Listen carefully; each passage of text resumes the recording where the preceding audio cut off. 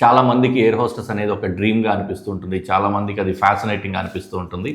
అయితే air hostess job ఏ విధంగా ఉంటుంది, డైలీ వాళ్ళ లైఫ్ ఏ విధంగా ఉంటుంది, ఏ విధంగా దానికి సెలెక్ట్ అవుతారు, దాంతోపాటుగానే వాళ్ళు పడే కష్టానికి దాంతో వచ్చే రివార్డ్స్ ఏ విధంగా ఉంటాయి, వాళ్ళ ఆనందాలు ఏ విధంగా ఉంటాయి, కష్టాలు ఏ విధంగా ఉంటాయి, ఇలాంటివన్నీ కూడా ఒక ఎయిర్ హోస్టెస్ని అడిగి తెలుసుకుంటే ఏ విధంగా ఉంటుంది.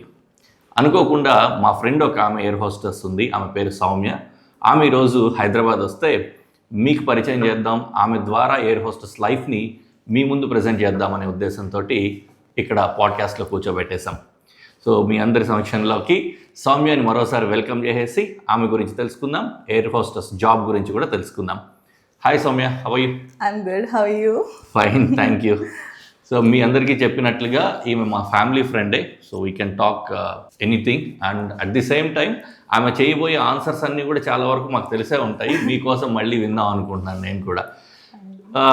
ఏంటి అసలు, how did you started your career as air hostess? So నేను క్రూ అయ్యే ముందు I was in to media. Actually నాకు దీని మీద పెద్ద ఐడియా కూడా లేదు ఎలా క్రూ అవ్వాలి అనేది. So one of my close friend in fact, తను నాకు ఊరికే ఒక రోజు, నువ్వు ఎందుకు ఇలా మీడియాలో ఉన్నావు, దీనికంటే మంచి ప్రొఫెషన్ ఉంది కదా, నీ హైట్ బాగానే ఉంది, so why can't you try as a crew అని నాకు ఒక థింగ్ నా మైండ్లో వేసింది. బట్ దాట్ టైం నాకు ఇలా తెలియదు, అంటే క్రూ ఎలా అవ్వాలి.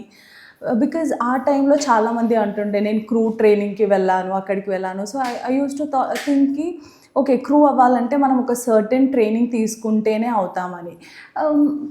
సో అది అప్పటి నుంచి నా మైండ్లో ఉంది. సో ఇలా జాబ్ సర్చ్ చేసేటప్పుడు నాకు ఫ్యూ ఎయిర్లైన్స్ వచ్చినప్పుడు నేను ర్యాండమ్గా అలా అప్లై చేశాను. సో వన్ ఫైన్ డే నాకు ఒక కాల్ వచ్చింది దాట్ ఒక particular airline is conducting interviews for cabin crew, it's a walk in interview, so వెళ్తారా అని అడిగారు. So I was like okay, try చేద్దాము అన్నట్టు వెళ్ళాను. And I saw there around 2000 people ఉండే ఒక హోటల్లో. నేను అనుకున్నాను oh my god, it's impossible, but try చేయకుండా కూడా వెళ్ళలేము కదా. సో ట్రై చేశాను. They were certain rounds and thankfully I got selected that day. ఎక్కడ ఇది, ఏ ప్లేస్లో? మన హైదరాబాద్ రాడిసన్, గచ్చిబౌలిలో రాడిసన్ ఉంది కదా, నేను అక్కడ ఇచ్చాను ఇంటర్వ్యూ. అంతకుముందు ఏం చేసేదాన్ని, హౌ ఈజ్ యువర్ లైఫ్ ఇప్పటివరకు, నీ ప్రొఫెషనల్ కెరీర్ గురించి కూడా ఒకసారి ఇంట్రో చెప్తావా? Yeah, I've completed my graduation. After that నేను ఒక మీడియాలోనే ఉండే యాజ్ ఎ యాంకర్గా చేశాను. ఆఫ్టర్ దాట్ క్రూ అయ్యాను.